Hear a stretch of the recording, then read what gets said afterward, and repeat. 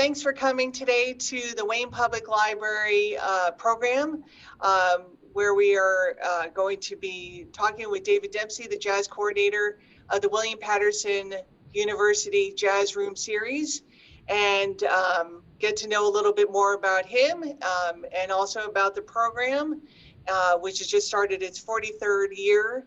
And we will take a Q&A at the end here.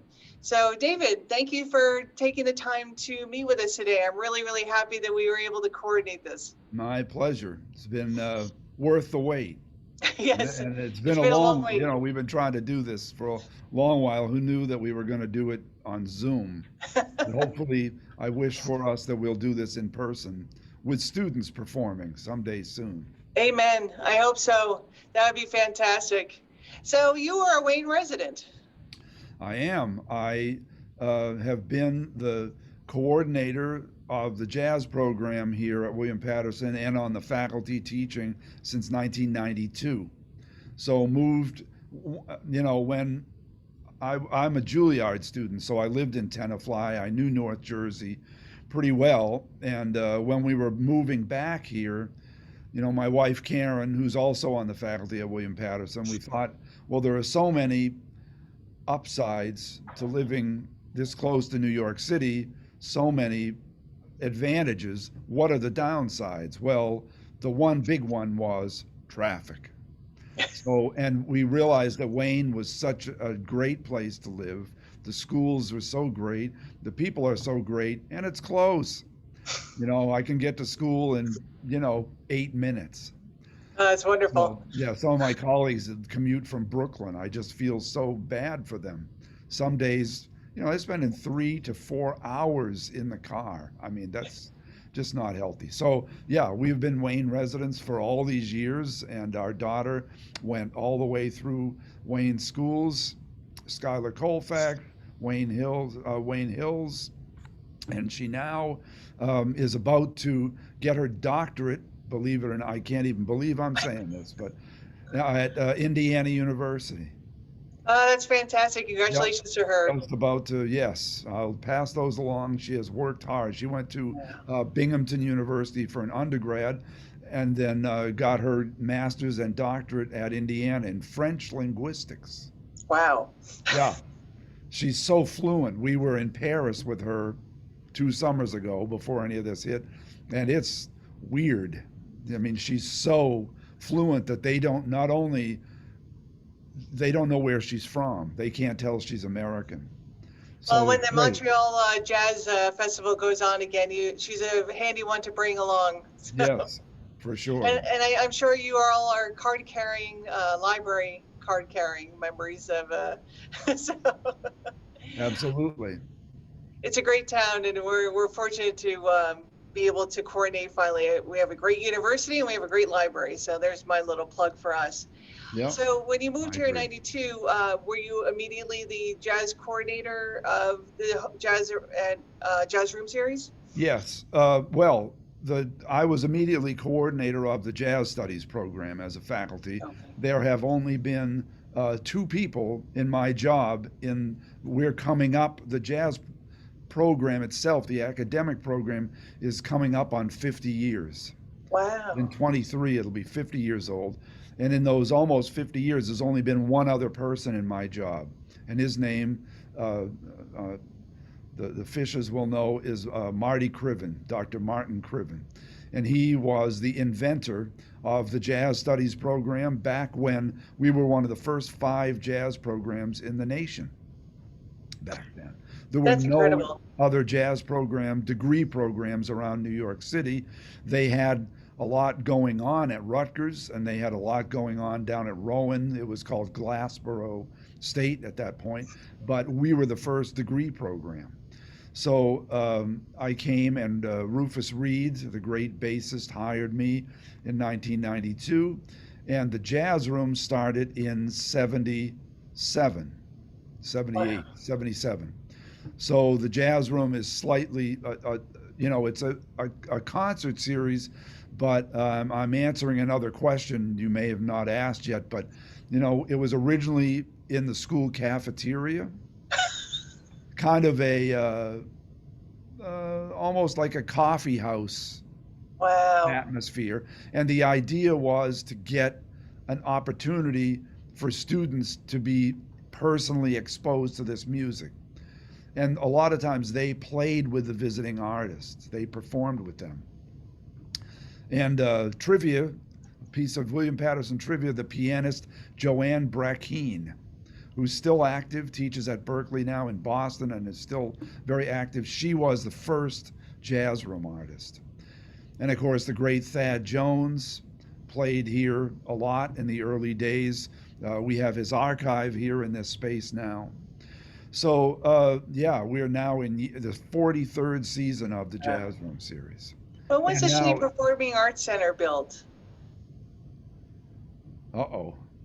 Was that I've got after? my first wrong answer already. I want to Sorry. say 67, 65, right around there.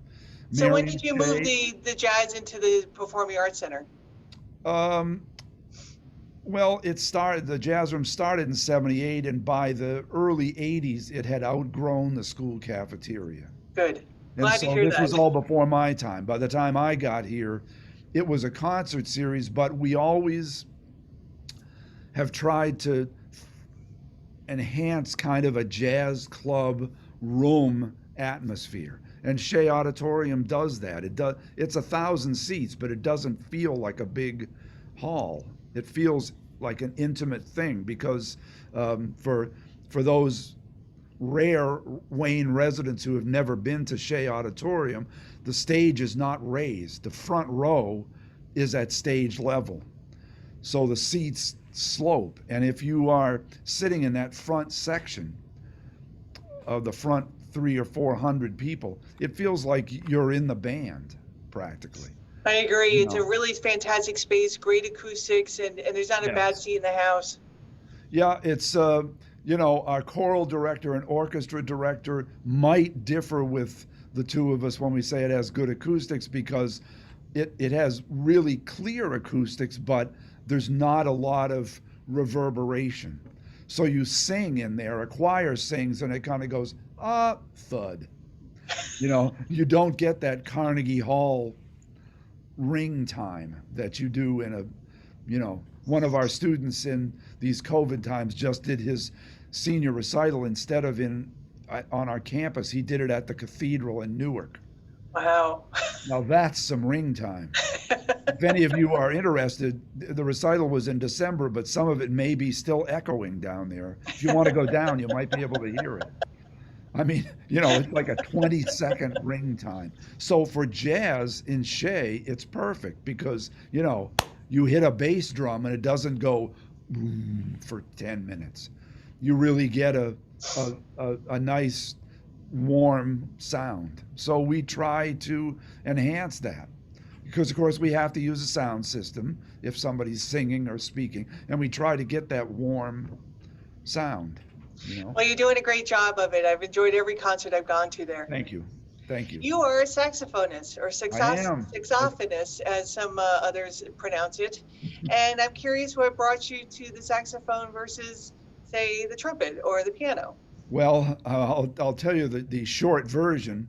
In the 4th grade, it was music instrument selection day, and the band director came, and we all stood in line. It's funny how one moment can affect your life. So we all stood in line, and it was my turn, and he had, a trumpet with a mouthpiece and a cotton, an alcohol swab. I still remember how awful it tasted. And he said, "Here, young man, here, play this." And I blew into it, and he showed us how to do it. And barnyard sounds came out of the trumpet. Something that, you would put a corral around this animal. And so he took the trumpet out of my hands and said, "Okay, no brass. It's either trumpet, saxophone, flute, or clarinet." And, I was in the 4th grade, so flute, of course, obviously was for girls. A boy didn't take flute. And clarinet looked so kind of scary. And saxophone was kind of shiny and nice, so I said, "I think I'll take saxophone." I still remember that we were sitting around the kitchen table, and my mother, by the way, was a fantastic pianist. Not only classical, but she was old enough to have played speakeasies when she was in college. Wow. She was like the sing-along champ. You start singing any tune, and she was on you in a measure. And maybe she didn't even know the tune. She just had a wonderful sixth sense musically. So, sat around and I chose saxophone. And, in school, I was interested in architecture and design, and I was a ball player. I'm left-handed. So as a pitcher, I got a little farther and got opportunities that I might not have gotten if I weren't left-handed, because in the school days, people can't hit left-handed pitching. So I remember there was one week in my high school where my coach said, Demsey, if you really worked out and ran and lifted, you maybe could do this in college. You have some aptitude. And 2 days later, my saxophone teacher said, Demsey, if you really practiced, you could really do this. And I realized that I really wasn't committing to anything. I was just sort of showing up at practice and doing it, and I was showing up to band rehearsals and jazz band and doing it. And I put the horn in my mouth for a few minutes, but I wasn't really committed. So I went back to my coach and said, thank you for that great advice. I quit the team. And I became the team's manager. I was kept score and stuff, because I still, to this day, we were talking before our official start, we were talking baseball. It's still very much a part of me and my. Well, you found a way to merge your love of music Yeah. and your love of baseball by playing the national anthem at these various sporting events. Yeah, and a normal summer, which last summer certainly wasn't, I usually do 20, 25 anthems, and I played national anthem quite a few times for the Nets, now the Brooklyn Nets. I started with them at the Meadowlands, and then they brought me to Newark, and then I migrated across the river with them to Brooklyn. So I've done that. I played a couple of Baseball Hall of Fame induction ceremonies. Have met. Don't get me started. I'll take the whole, sitting in a circle, because all those older players knew the jazz guys, Right. because they were all traveling on trains. So they all knew, Yogi Berra and Tommy Lasorda and all those guys knew Duke Ellington and Count Basie. It was interracial, so the public didn't think of them as being together, because baseball was basically all white, and bands like Basie and Ellington were all African American, but they all hung out together. I remember Yogi saying, yeah, those Ellington guys, I lost a lot of money to them playing poker one night, and I think they were cheating too, So, yeah, sitting in a circle like that with Yogi Berra and Tommy Lasorda talking about jazz, I just, somebody get a camera, but, you live, these are life moments, So anyway. Do you play alto saxophone? I play all the saxophones. Oh, okay. What is your preference? Alto, tenor, and baritone. It's my joke is whatever makes the phone ring, I play it. The two main saxophones are soprano and alto, because that's what, I'm not only a jazz player. I play with the Metropolitan Opera Orchestra, which is mostly, the call is mostly for alto. Most opera composers wrote alto. I play, most people don't know that Turandot, Puccini's Turandot, has two saxophone parts off stage. So I'm better dressed right now than I would be dressed for that Met Opera gig. And I play with the New York Philharmonic, which is mostly alto, but some tenor. And then in the jazz world, if I'm on stage and somebody's calling tunes, I kind of hear it on tenor. I guess it's more close to my speaking voice or something. But yeah, so I play all of them, and soprano too. Now I'm curious then, as a wind instrument master, are you able to conquer your fear of the clarinet, much like Ken Poplawski or Dick Johnson? Well, yes, I play clarinet, not enough, but I play it, and flute a lot. My wife, who I mentioned before, is a virtuoso flutist. She co-leads the group Uptown Flutes, which, by the way, would be a great concert for the Wayne Public Library. Yes, it would. She's a real, so I've had a virtuoso flutist in the same house with me for 40 years now. We just celebrated our 40th last August. So congratulations. Thank you. So 41st. Oh boy, cut that. Yeah, we'll I've been married that. 41 now. I lost track. But yeah, so I'm flute 2 in the family. I'm always second flute. But we play duets and, piccolo, alto, flute, bass flute, all those other instruments. But yeah, I've certainly conquered my fear. But you mentioned Ken Poplowski. Nobody can touch him. Eddie Daniels, there are some. The clarinet was more popular in jazz probably 60 years ago. Right. Artie Shaw, etc. But there are some virtuoso players on the scene still, who I just never miss if I can go hear them. Who are some of the influences for your sax playing? Well, early on, Charlie Parker, John Coltrane, Dexter Gordon, Stan Getz, Stanley Turrentine. Later in life, Michael Brecker, and other instruments too, Clark Terry. The amazing thing that has happened in my life is that I've gotten a chance to meet and play with some of these people who are my influences. You don't see that. That doesn't happen to too many people, where somebody is a huge life influence and all of a sudden you become, I don't want to say their colleague, but you can actually share the stage with them. I mean, that's, to have, as I was saying to Sue earlier, I'm sitting here in the Living Jazz archive space here on campus, and one of the archives, you can see these photos in the back. We just have celebrated Clark Terry as what would have been his 100th birthday. And I worked with Clark for 12 years on this archive, but also played in his small group, played in the big band, the Clark Terry Big Bad Band, it's called. So yeah, you're looking at a very, very fortunate guy that I've had a chance to play with. My list of friends and my record collection are kind of the same list. Wow. That says a lot. That's living a dream, truly. Was there a time in your teenage years where you were thinking, I'm going to be in a rock and roll band? Oh, I was in a rock and roll band. Sax version of it.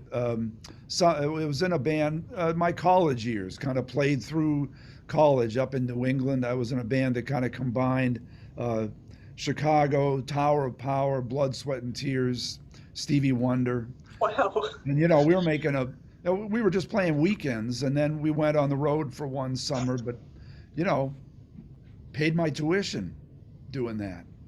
So, oh yeah, that was perfect for me because it really got over my stage fright, because early on I was a very nervous performer. I think my perfectionist streak that helps me be a good coordinator and producer of the jazz room, attention to detail, making sure everything's perfect. In music, and particularly in jazz, that perfectionist streak will kill you because it's never right and it's never good enough. And every time I hear myself, everybody else is going, oh man, that was so great. And I'll go, yeah, well, you should have heard me practice it. That's the way it is in music, and one has to just get used to that, and the big difference between playing with the New York Philharmonic and the Met, or I was also in the American Saxophone Quartet for 12 years, you're trying to get it consistent, exactly in unison, exactly together. In jazz, it's the feeling of walking out on stage and literally not knowing what's going to happen. It's thrilling and terrifying at the same time. I believe that. Yeah.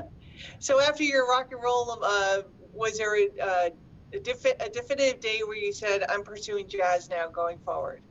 No, no, because the saxophone, you look at a great player, I had mentioned Michael Brecker before, who died too young. He was only 6 years older than me, and he died of leukemia in '07. So he's been gone 14 years already. And, he played with Herbie Hancock, Chick Corea. There's a wonderful album, by the way, Chick Corea 3 Quartets with Mike, Chick, Eddie Gomez, and Steve Gadd. Wonderful. He played with Elvin Jones. He played with Frank Sinatra, did a million different jazz things, including, of course, all of his own stuff. But he also played with James Brown, with Frank Zappa, with, James Taylor. If you know our audience maybe of the vintage where they would know singles like Don't Let Me Be Lonely Tonight, James Taylor. Right. That's Mike on saxophone. And one of my favorites, still makes my hair stand on end, is Dan Fogelberg's Same Old Lang Syne, if you know that. Yes. It's about meeting a girl, an old classmate by chance on New Year's Eve. And then right at the end, the saxophone comes in and plays Old Lang Syne. That's Mike. And he was not credited. It was credited to somebody else. And I remember the first time I heard it, I went, nope, that's Mike Brecker. I know that sound anywhere, and sure enough. So, yeah, I've never drawn any, I've always studied with teachers who didn't draw any lines between jazz, classical, rock. I've played with country western bands. I've played, new music where it's all chance improvisation. I love that diversity, and the saxophone. Cast the net wide. It's one of the the saxophone is one of the few instruments that really has those multiple voices. So I love it. I thrive on it. Now, you were very fortunate because you had a love of baseball and a talent for it, a love of music and a talent for it. Well, and one thing, the baseball talent. Let's put it this way. When I was a senior in high school, my saxophone velocity was a lot better than my fastball velocity. Let's just say that. Here I am, all those years later, if I had attempted to be a ball player, that wouldn't have made it to age 25. So I've definitely made the right choice back then. You are blessed, though, to have a third talent and passion, and that's teaching. And I know several of your students, and everyone speaks extremely highly of you. And anytime I go to any of the concerts and I see patrons to the library who are in attendance, everybody is just a big David Demsey fan, and including myself. Thank you. And they're all clamoring to talk to you, including myself. And I really think that your ability to be an educator and inject a real enthusiasm for your students and for the participants, that's a real gift. Well, thank you. I owe you $20 for saying that nice stuff. I'll email you. I'll send you a photo of a check. I'll take PayPal. Okay.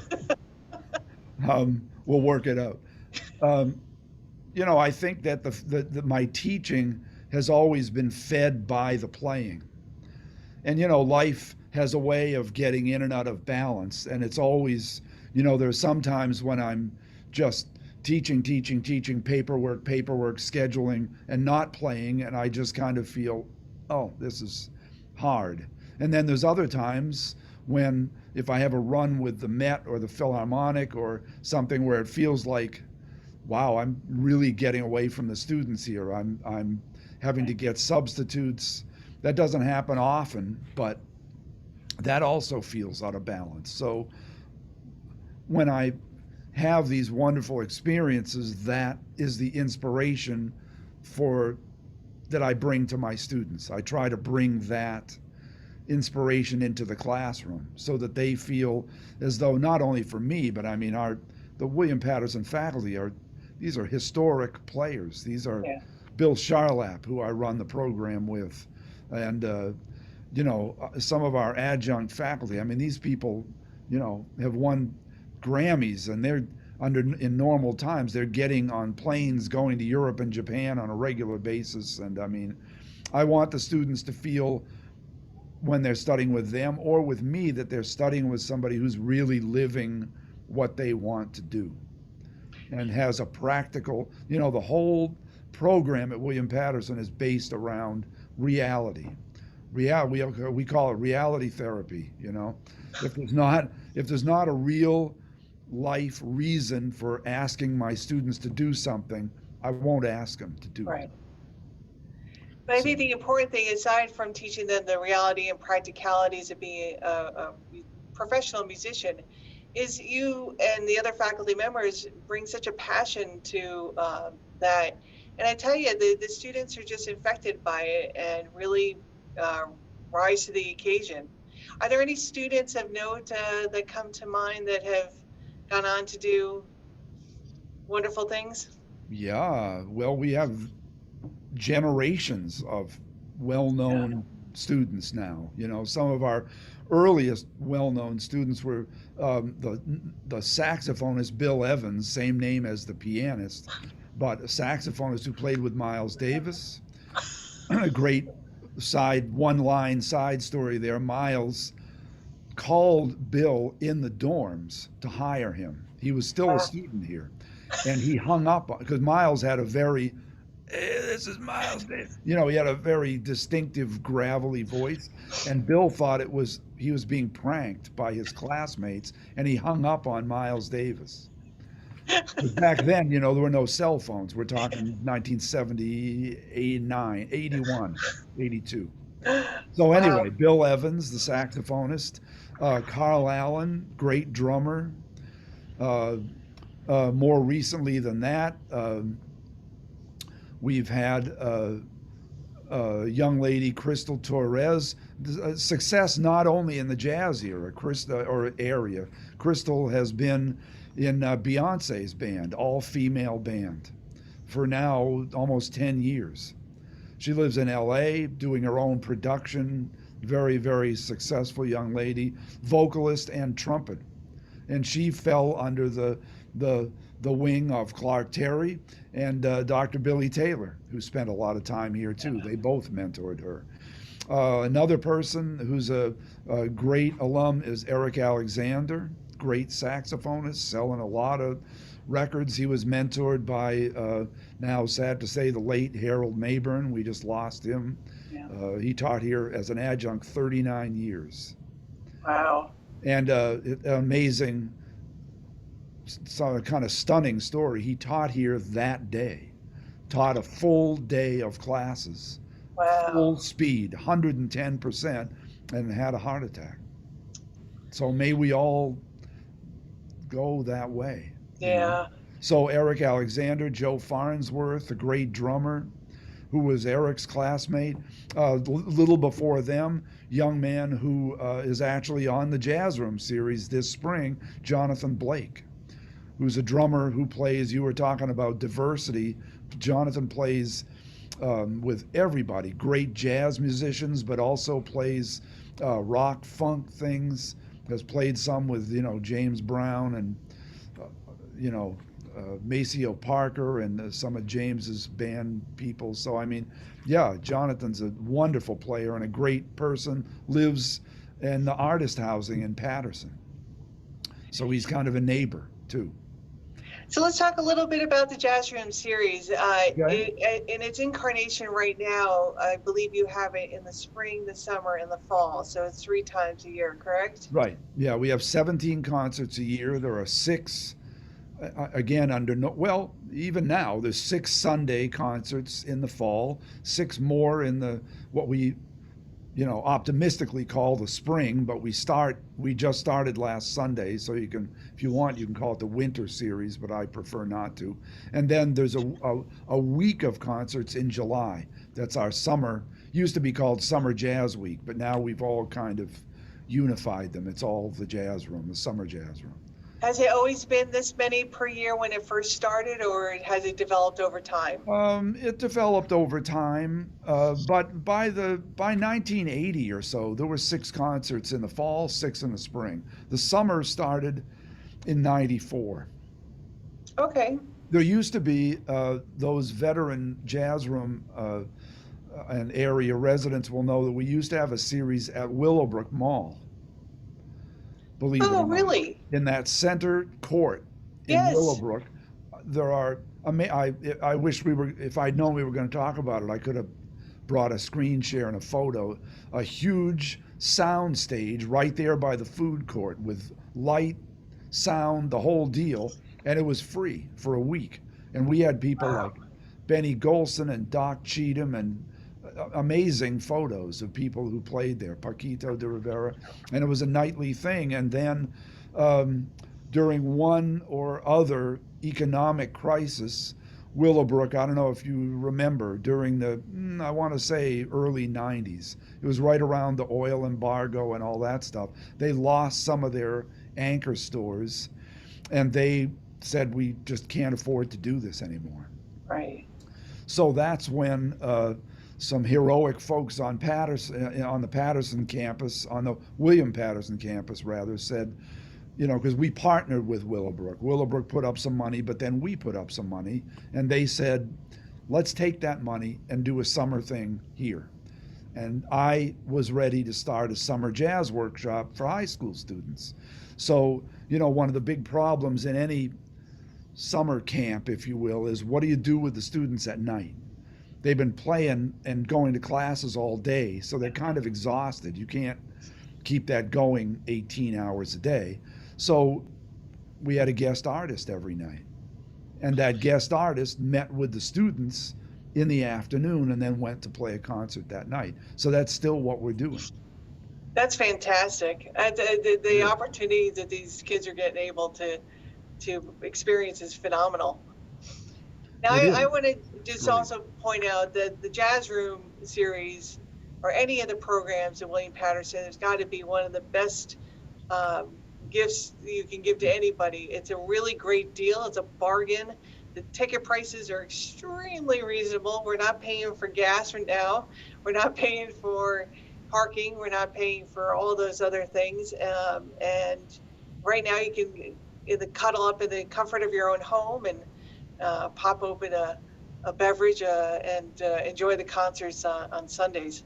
So this past Sunday on Valentine's Day, you had your first concert of the series, which was with Marion Cowlings. Oh, it was fantastic. And because of Marion's schedule, we actually, it wasn't quite live. We did that, I'll speak again to this generation. We did it Johnny Carson style. The concert ran at 4 and we taped it at noon. So it was actually that same day. And Right. if you missed it, that's okay because all of these concerts, this is something that, you know, of all of the disadvantages and all of the horrible things about this crisis and using Zoom and it's depersonalized so much, there are some rare advantages. And one of the advantages is that we can have these concerts available on demand for 30 days after the event. So the Marion Cowings show has just, I believe, yesterday gone up on demand. And I believe, as we were talking earlier, when people aren't able to attend the concert on the day that it's being shared, you can always have the ability to now go back, which again, you never had that opportunity Right. before. So And, there are and some strange benefits of our pandemic here. yeah, and once you buy a ticket, you can watch 15 or 20 minutes of it and then come back and pick it Right. up, or you can go back and say, "Oh, I love the way he's saying My Funny Valentine on Valentine's Day. Let's go hear that again," and you can hear it as much as you want. I will It's also give great. all the information that's pertinent for participants on how to access this. I'll do it at the end. Okay, Um, thank you. And I so have a what? screen share too if you're interested. I could, Oh, you know, I have sure, photos of everybody if you want to look at it at some point as sure. well. So, what are some of the other challenges of making your series viable for the virtual world? Well, the challenge is, and by the way, before we get any farther, I should say that the Jazz Room for almost 30 years now has been supported by the New Jersey State Arts Council. Right. That's huge. Without the State Arts Council, we would not be able to keep the ticket prices where they are, and we wouldn't be what we are without them. We, you know, that's become a huge partnership. In addition, during the COVID era, we have gotten a grant from the National Endowment of the Arts CARES grant. I'm sure that Right. you've heard these grants in the news. They've been given to hospitals and schools, etc. So that CARES grant has enabled us to hire a video crew to come in and record these concerts. So they record the sound, and the Shea crew, they record the video. The Shea crew records, you'll see in any of these broadcasts, you see there are multiple mics, so it's like a studio recording. It's like they're in a recording studio. Right. So, it's the audience in Shea is, there's four of us. Pete McGinnis and myself and the two cameramen in Shea, each spread out safely. Right. But what we're trying to do is whereas I was saying before, the jazz room has this feeling of a jazz club. Now what we're trying to do is capture the intimacy of kind of like a personal recording studio event Right. for somebody. So what we do is technically we merge that audio, high quality studio recording with the onstage video. And it takes a minute to do that. That's awesome. I'm glad that you're able to do this with the CARES Act, which we also benefit from. Yes. And the library is actually also a beneficiary of the Arts Council for some of our programming. Yeah, it's huge. And, through thick and thin, there have been some administrations and economies where it's been threatened with destruction, and then it gets a little money back. But through thick and thin, they have supported us. So we are so grateful for that. So before each concert, you have the Meet the Artist series, correct? Yes, and that was true live, and now it's true via Zoom. And audience members can email us ahead of time questions, and we do just like we're doing right now. I have my next Zoom appointment is with Jonathan Blake, which will be great. Jonathan arrived here the same year I did. He was a freshman when I was a freshman. My first year as the coordinator was his first year. So we go all the way back together, both of us. And that's wonderful. Great conversation. And now he has a wife and two kids, and he has many world tours, and a lot has happened for him, as it's happened for me. So yeah, I'm looking forward to that. And that will air the first time, right before that March 7th. March 7th. 7th concert. Thank you. And then immediately after that, the Meet the Artist sessions are all going to be put up on YouTube for free, because they're almost like an ad for the concert. Right. So you can already see, even if you haven't bought a ticket, you can watch Pete McGinnis and Marion Cowings talking. Pretty soon you'll be able to watch Jonathan and myself. Yeah, and they're very interesting, and our students get a ton out of it as well. Let me mention now how people can get tickets, and then I'll repeat it again at the end. Yes. If they go to the website, which is, hold on one second.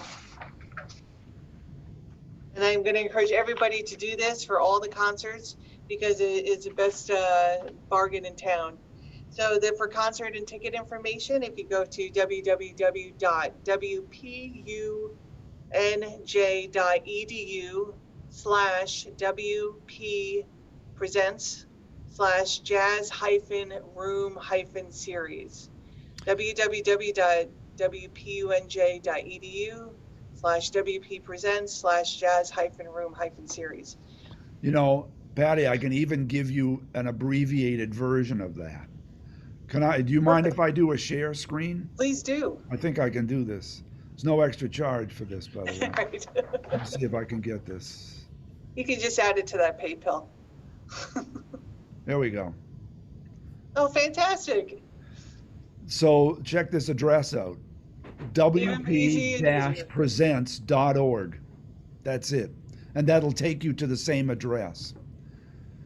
Because I agree with all the people who have just heard you say this. You know, you're going, PUNJ dot dash what? You know, it's too long.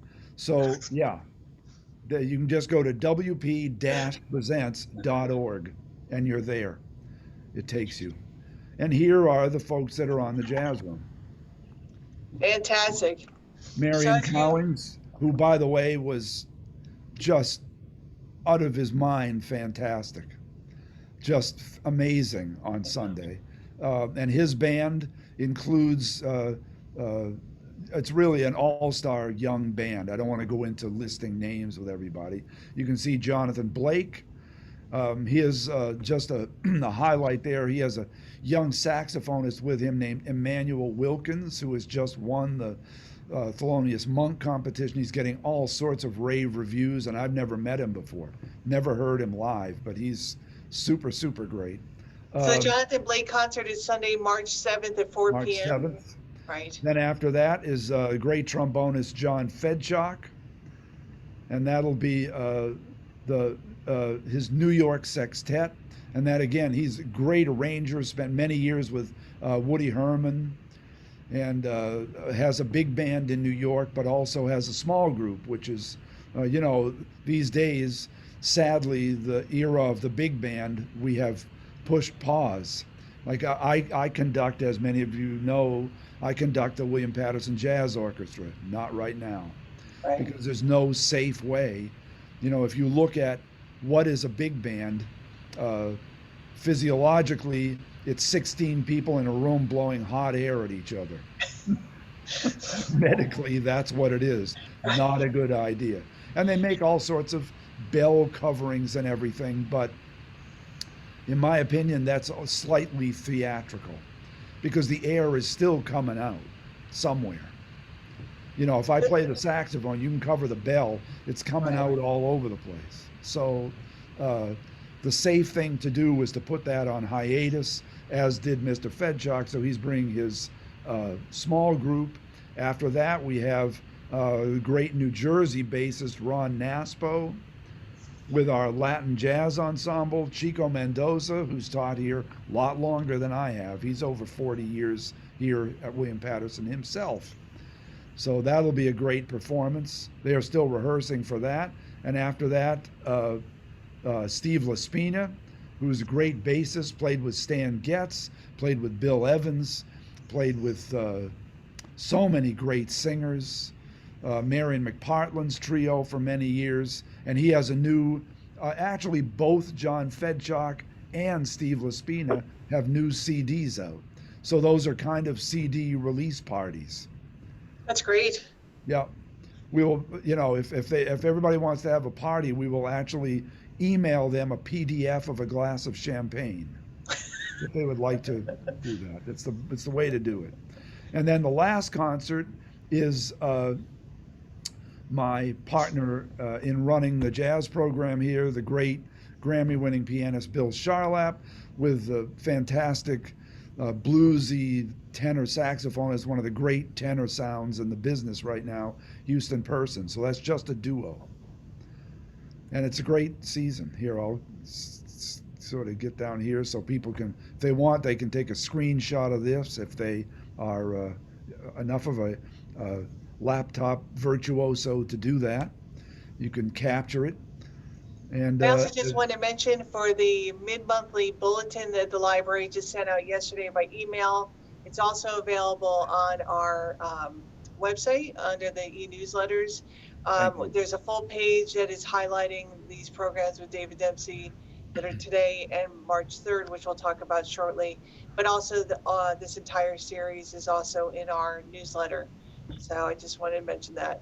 Thank you very much. And, you know, quite frankly, we're certainly not making money on these concerts, because we're trying to pay the artists the same as we would pay them for a live concert, except the ticket prices are much less for the video, and the crowd is also usually less. So, you know, our main goal here is to get this music out there. we've done this for 40 years, 43 years, and all of us kind of looked at each other and said, excuse me, you can censor this out, but damn it, we're not going to let this shut us down. Right. Many concert series are completely closed down.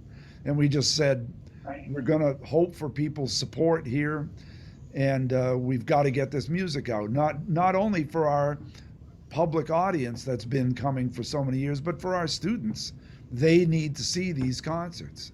Right. They need to know that these people are here on our campus playing. I'm going to ask you to not share your screen anymore because I want to see your handsome face there. There we go. Yep, sorry. I'm back.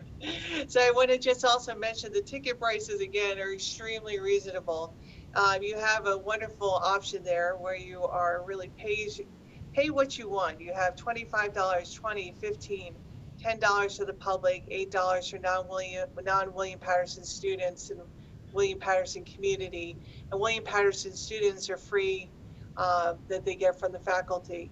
But honestly, the fact that there's no cover charge, there's no drink minimum, there's no gas, there's no parking, pay the full amount and you're still getting a bargain of the century here. And by the way, our plan is, we'll see. Our plan is that the July concerts are going to be for real. Oh, I hope. What we may actually do is do a live stream and do it live, so that you have an option. Would you do it outside? I doubt it. Okay. And it's because the third week of July, Mom Nature is not cooperative. It's sort of the opposite of what it is now. It's sticky and muggy, and then at least 1 or 2 nights that week, we have an absolute downpour. And so, by the time you set up a tent and the sound and the lighting, you're out $25,000 and you haven't hired anybody to play yet.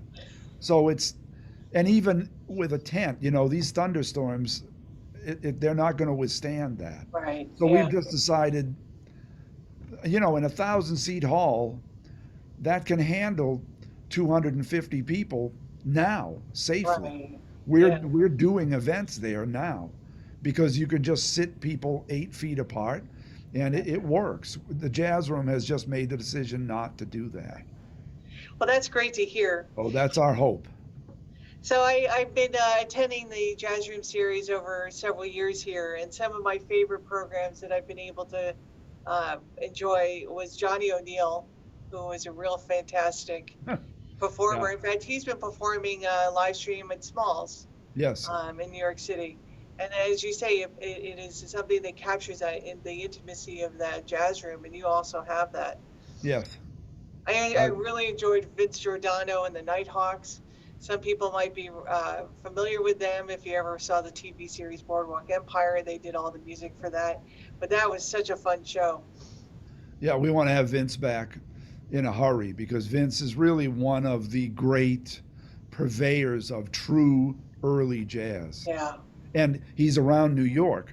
There's some great early jazz bands in New Orleans, but now if you can, the Jazz Room, we always, to keep the ticket prices down, we try to capitalize on using New York artists. And as soon as we fly 10 people up here and put them up, so usually we like to use New York bands, and Vince's band is just superb.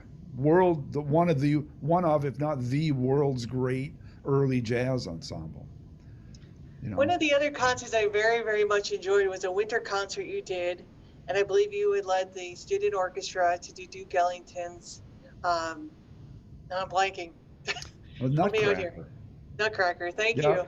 The Nutcracker Suite. And prior to that was Gary Walker from WBGO reading a Christmas poem of sorts. Yes, we did how did we do that? We did an arrangement that originally was Wynton Marsalis's arrangement for an octet, and we expanded it to big band, and we had Gary as the narrator, and he read The Night Before Christmas with musical background. That was fantastic.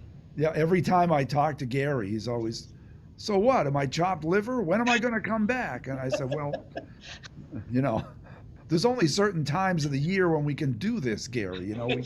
We can't do this in the summer series. It just people wouldn't come. Leading. One of the great moments in my annual life is leading that student jazz orchestra with our guest soloists.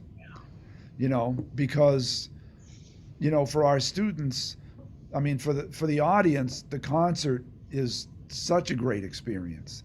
But for our students, the concert is just the frosting on the cake.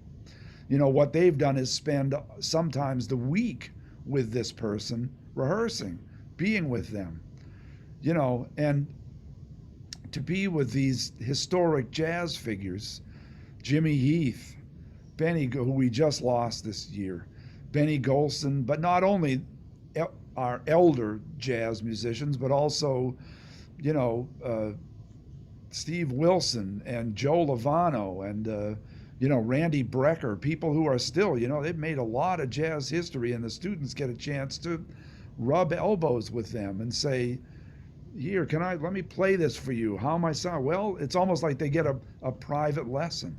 It's a life changer for them and for me too. So yeah, and hopefully we'll be back to that in the fall. That's certainly our plan. One of my favorite concerts, and it was the first of your series, and I want to say it was about a year or two ago, was the faculty all performed a tribute to John Coltrane. And it was the first time that I got to see really the true talents of all the faculty and together. And you guys were absolutely fantastic. It was to me, it was the best of the series. Thank you very much. Yeah, that was my idea actually, because not to get off on a tangent, but my whole, when you get a doctorate, you do a dissertation project.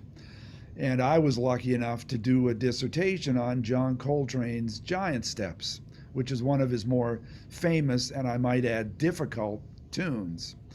And why did he compose it and that whole era? I never met Mr. Coltrane. He unfortunately died when I was a little boy. He died in 1967. Again, way too early. He died when he was 43. But the anniversary of that death was the night of that concert. And I think we did it, I can't remember we did it in 22, I think. I mean, no, wait, I'm trying. In 18, I think it was 2018 you did that. Okay. So anyway, it was an important, somber but important anniversary. So I worked with my colleagues and we got a group of John Coltrane's pieces that we wanted the audience to hear and that we felt we needed to play. It was, he's been, as I said early in this conversation, John Coltrane, I am one of millions of saxophonists for whom he is a massive influence. And so, I just kind of needed to make that statement, and I think it showed on the concert. And it was a quintet, I believe, that you performed, right? It was me and Tim Newman, right. Who was the summer, by the way, the summer jazz room director is Tim Newman. And Pete McGinnis, I mentioned earlier, is my partner in crime, as we always like to say, on the jazz room stage. So we share the introductions, we're splitting everything. And Pete was in Europe at that time, so he didn't perform that Coltrane date. But James Weidman played piano. I think Marcus McLaurin or Steve Laspina, I can't remember, played bass. Steve Laspina was there. Yeah, Steve. And we had a guest, Winard Harper was the guest drummer. Right. Another person who's been hugely influenced by Coltrane. So yeah, that was a very fun night. And now to go to towards levity from gravity. I'm curious if there are any funny anecdotes of some of the performances over all the course of the years. Huh. Wow. You were warned with that question. Yeah, that's true. And I didn't. That's a beard stroker. Well, some of my funniest moments have been on stage as the when on the nights when I'm wearing multiple hats. I'm the jazz room host, but then I'm conducting the big band. Right. And things, jazz is such a beautiful thing. You rehearse and you rehearse and you get out there in front of 400 or 500 people and stuff happens that has never happened before. And I won't say, I guess it is humorous. I mean, the artist will suddenly, in the middle of a piece, kind of walk over to me and say, "Excuse me, where are we?" What's going on? Why are we doing this? I thought we were taking a right here? You took a left, and and the audience can see it, and that's all the best. We've certainly had a lot of funny stuff like that happen on stage. Most of it is funny because it's unplanned. Right. And I've devised, my students know, I have each piece has a series of rehearsal letters. Letter A, letter B, and these are the sort of stopping points of the arrangement. And so I have a series of emergency letters that I go into on stage. And sometimes, we'll be in the middle of a piece and things like that will happen, and I'll look and everybody's kind of got, you can see white all the way around. All my students are looking at me, and I'll just go, letter C, here we come, bam, and we'll just find a point and all merge. Sometimes we get separated. And, so that explains your YMCA gyrations up there. I now understand. Yeah. Yeah, not why. It's smaller than that. It's just the hand. Right. Yeah, I don't do the whole body thing, But those are often necessary. And of course, in any jazz arrangement, it's a written arrangement, but then there are points that are, as we call them, open. Right. So you get to a point that has bumpers on it that you just repeat. And a student may stand up, or the soloist, the guest may stand up and get on a roll. And you think they're supposed to do this twice. And I'll go to the band. I'll just say, we're not leaving. This is too good. You don't want to cut this off. So that's when the hand signals come into being, because all of a sudden you're on, in football, they call it calling an audible. Where you have a plan, you're going to do the 32 right, whatever it is, and you step up to the line of scrimmage and the quarterback goes, uh-oh, that's not going to work. Right. And so you can hear it on TV. You get this long string of numbers and letters and everything that's called, you change directions at the moment. And jazz, we live for that. That spontaneity is the gifts you also get sometimes. Now, the jazz orchestra, you have always been the leader of that for the students? No, I took over when when I took the job, Rufus Reed was the conductor.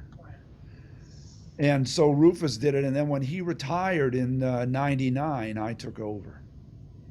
So, I can't even put this in a sentence. It's too scary to say it, but the three conductors of that group have been Thad Jones, Rufus Reed, and me.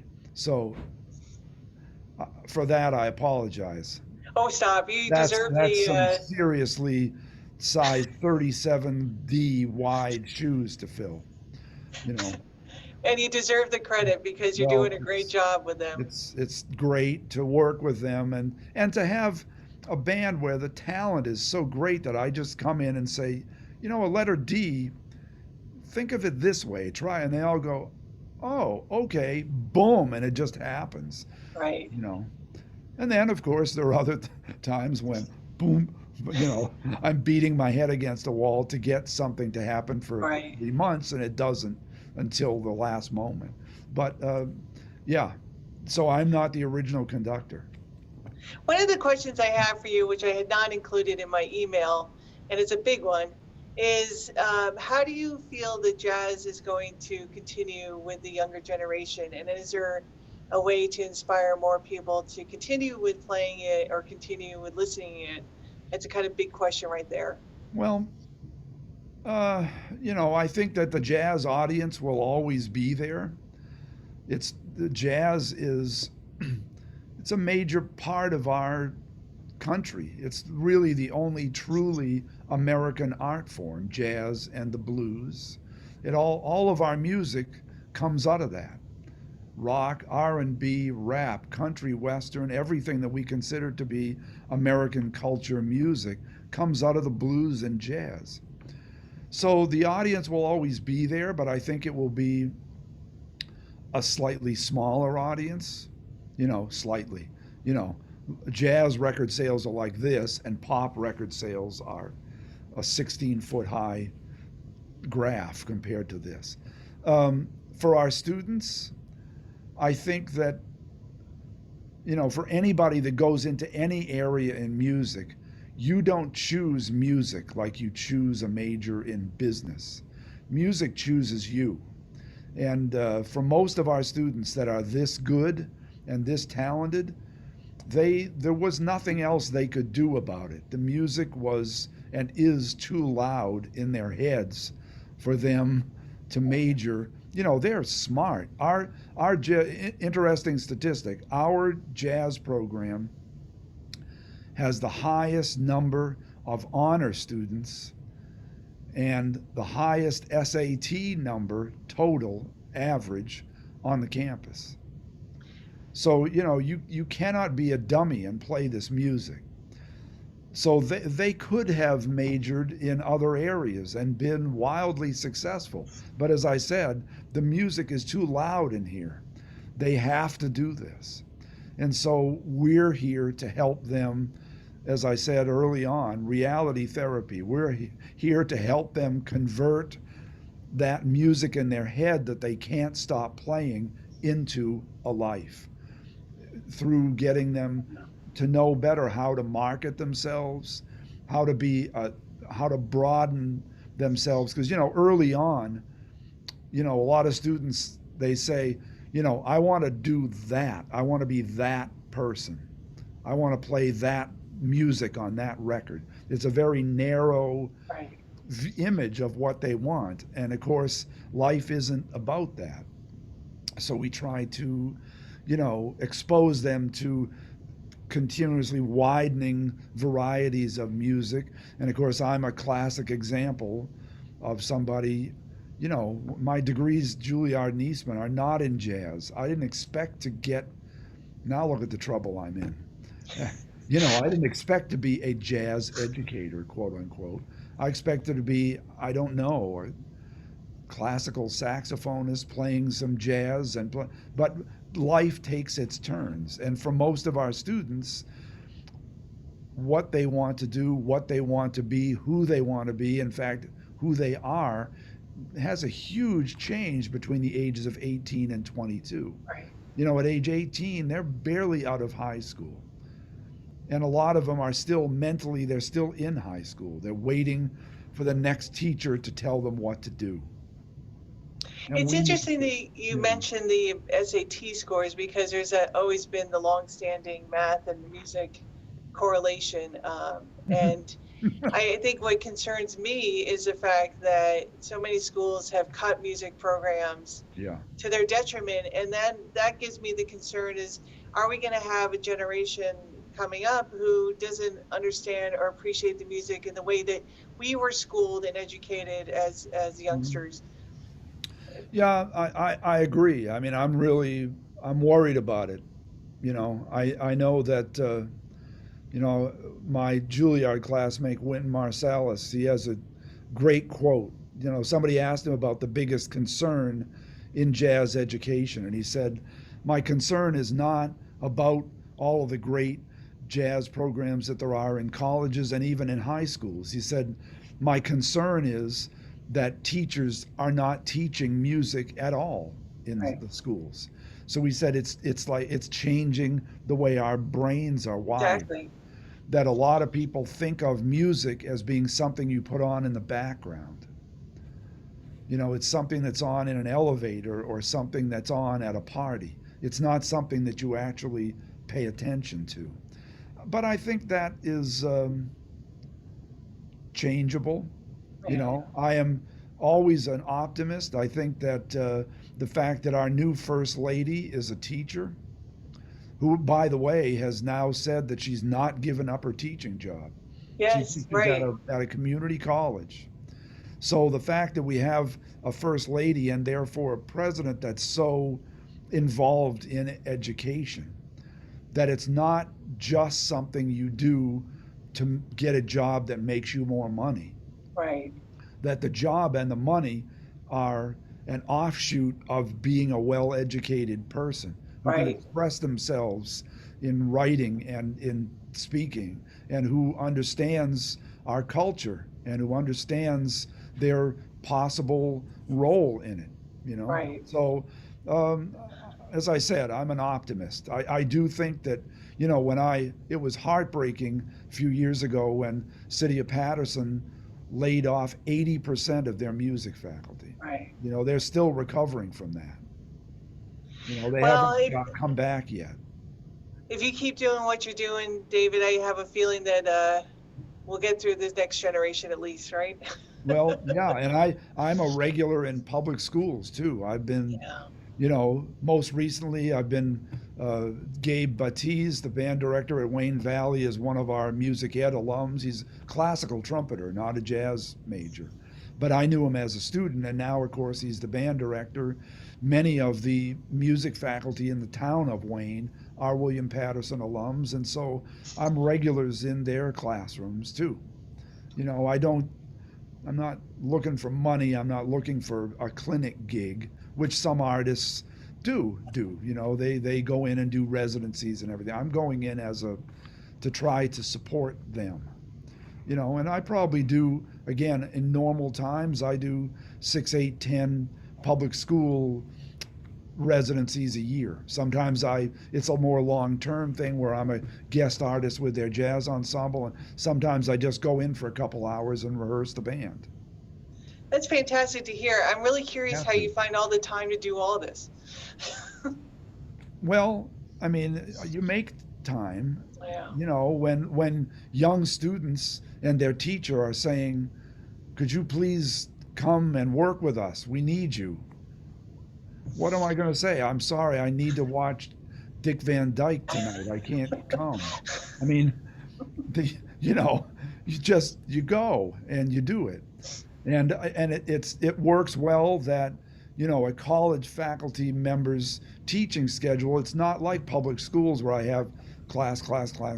They're spread over the week, and I have office hours, and my Fridays I've always tried to keep a little more free so I could do these public school residencies. And yeah, I need to do it. I need to do it. They help me as much as they help the students.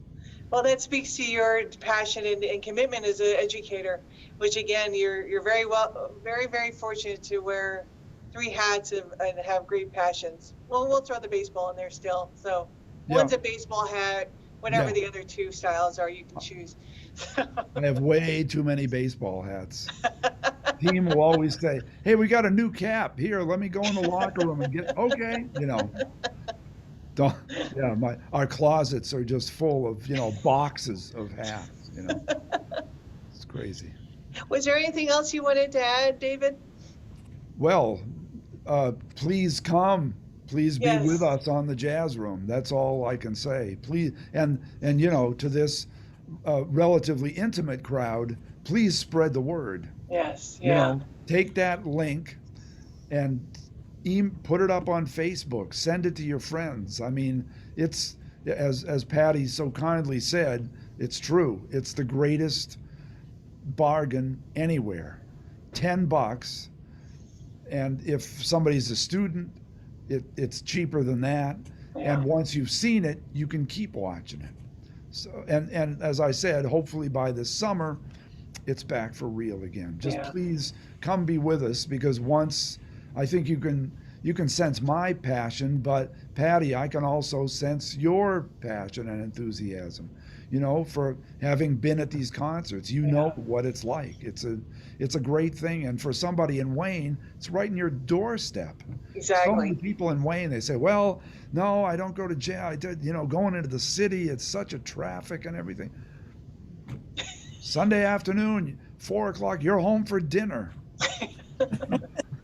You know, No for a You excuse. can lot of park on Sunday. for a lot of the years, you're home before dark. You don't even have to drive after dark. It's a Right. great thing to do. Is there any chat questions that our participants would like to submit? Since I see both of your pictures, you can nod your head yes or no.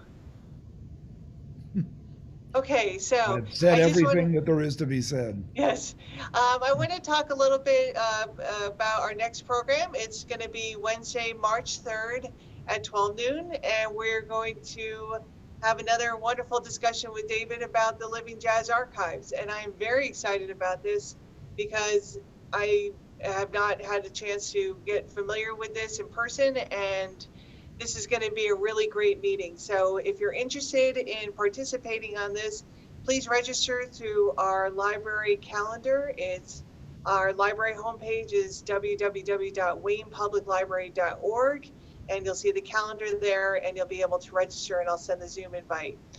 Just to repeat, for the William Paterson Jazz Room series, go to wp-presents.org and watch all these. The Yes. dates you had seen from the graphic that David shared, but we've got March 7th coming up, March 21st, April 25th, May 2nd, and May 9th. So God forbid if we're all still snowed in. Until that time, we now have something we can do. So, That's right. Thank you so much. This is great. And by the way, that next, you know, you can see where I'm sitting.